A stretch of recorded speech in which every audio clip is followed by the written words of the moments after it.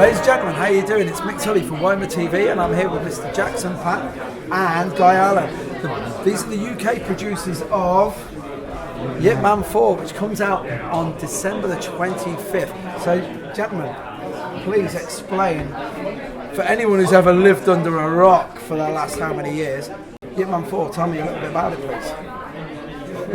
Okay, it follows the other three Ip Mans, of course, but in this particular one it's about Ip Man making his way over to the States. This is during the 60s period, the era where Bruce Lee has invited him over to the US, and Ip Man thinks it would be a good idea for him to go and see if he can get his son enrolled in school there. He makes his way over there, and of course he gets involved in a few sort of political, social, economical, and of course racial issues, as he tends to do. And it's nice to see that there's quite a lot of meat on the bone, and not necessarily just from fighting perspective, but from sort of a social commentary of what's going on. Well, that actually was the one thing that really appealed to me. But what I loved about it was the characterization of the movie, and there was a real, like, I don't want to sound too arty here, but there was a real pathos to, I think it's Donnie Yen's best performance in this role, without a doubt. And it's like you said, there was some real meat to the bones. And you don't mind me just asking, when you first saw the script and you saw, because there's always this inherent racism in a lot of anything to do with a Hong Kong movie, it's a great plot point, and it actually existed. But this one really, for the time and the zeitgeist that we have now, it made for some quite uncomfortable watching in places, I might ask. So was that something you wanted to get in this movie?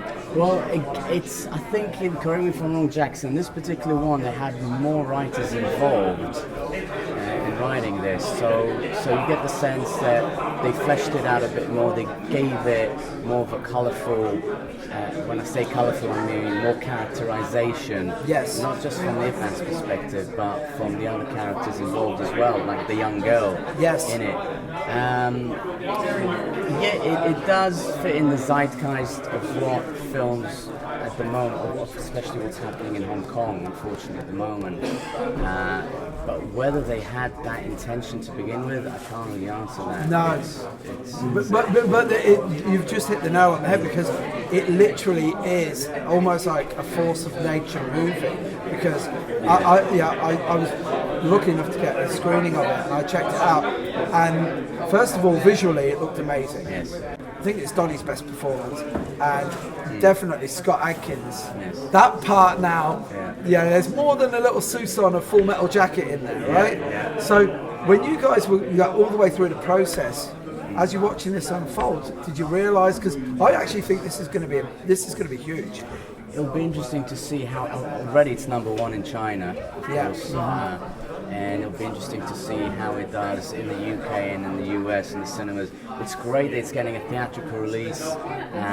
After 3 films have been released on VOD, finally it gets a theatrical release, because I think they understand that there is a big fan base for Ip Man, and it's nice to see that it will nicely wrap, the saga, if you will. It's a nice swan song.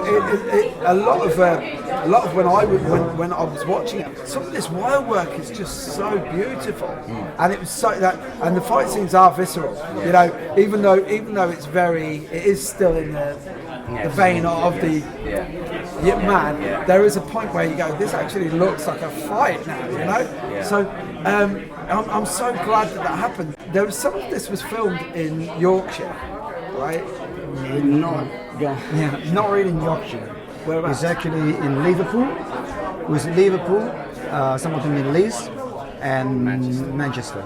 And Preston as well. And Preston, yeah. Preston. Yeah. You see, Will, I'm blaming you. Will's a bit of a Yorkshireman, so he thinks that everything comes from Yorkshire.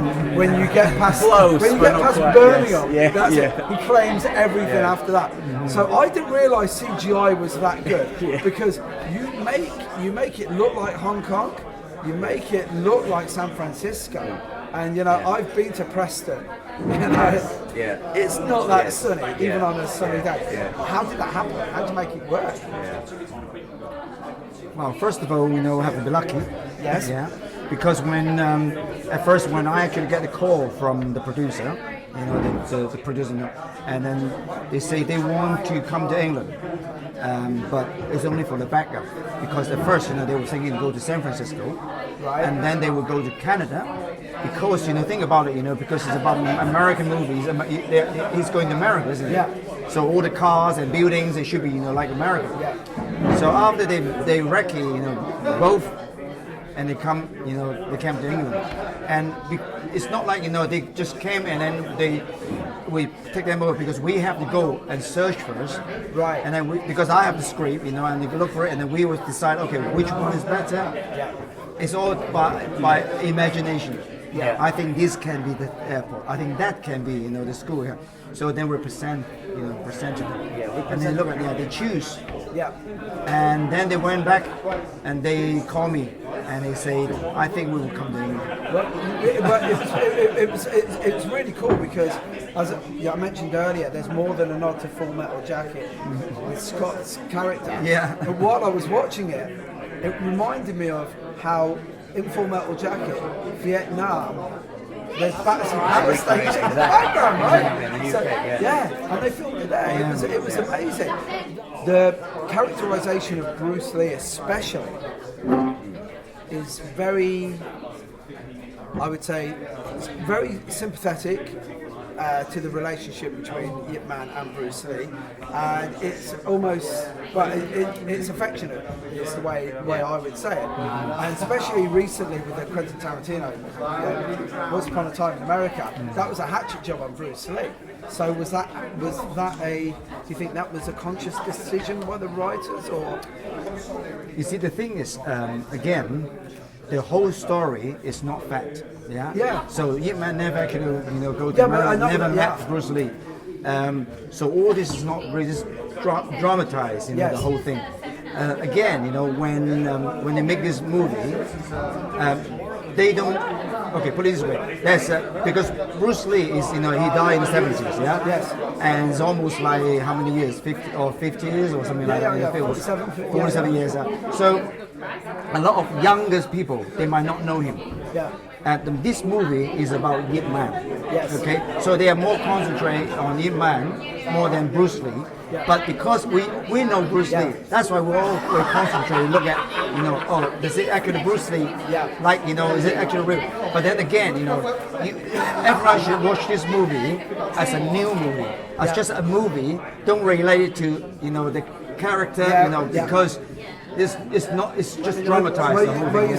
The thing is, I'm quite a geek when it comes to martial arts and movies. So I know that Yip Man's son wasn't 18 when he started training with him, he was 38, right? Yeah. But it was like you said, no, it's a dramatisation, but you can write something that makes him look bad or you make him look good. But you chose not to make him look bad, which I actually, from a fan's perspective, I really like that. And I just thought it was a really cool touch.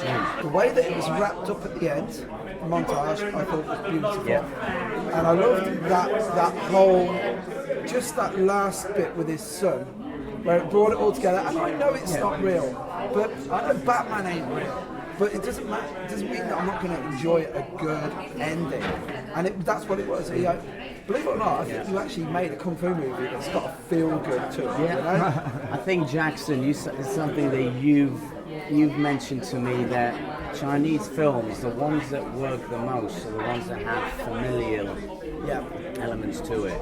Because if you look at it, man, it really is a family. Well, when I say a family film, I don't mean it is a film for family, but it's to deal with family issues. It's, for example, a young girl dealing with her father, Yip Man dealing with his son, and bring it all to a close in the end. That's what really matters. For Chinese people, family is the number one thing that matters in life. Yeah. Well, do you know what, guys? I'm going to thank you as a fan because I really, really did enjoy it. Guys, thank you so much for your time. Thank you very much. Enjoy your Christmas. Thank you. And guys at home, watch the movie.